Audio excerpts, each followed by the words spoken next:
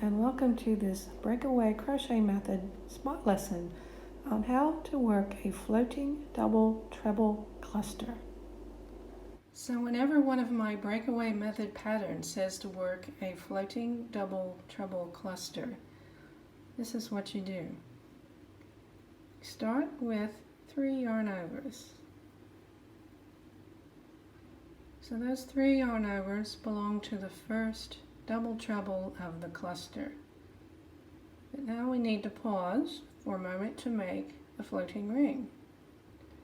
We do that by making another yarn over and pinching the yarn close to the hook.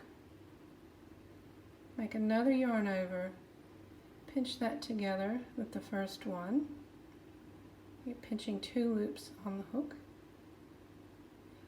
Finish the floating ring by doing a yarn over and drawing through the 2 loops that you're pinching. So that's the floating ring made. Now let's finish the double treble cluster. We do that by finishing off the first stitch of the double treble cluster by going yarn over and drawing through 2 loops 3 times. So that was 1, 2, 3, leaving it unfinished because this is a cluster. Let's start the second double treble in the cluster by doing 3 more yarn overs. Now we find the floating ring and insert the hook through. So you're going through those 2 pieces of yarn, drawing up a loop, and then we do yarn over, go through 2 loops 3 times. So 1, 2,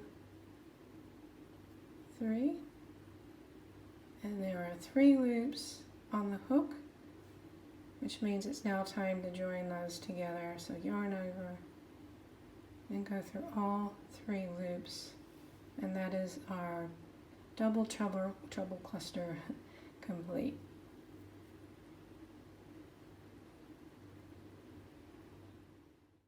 For a more in-depth explanation of my Breakaway Crochet Method, please check out the links below. Thank you for liking, sharing, and subscribing, and may you create beautiful things.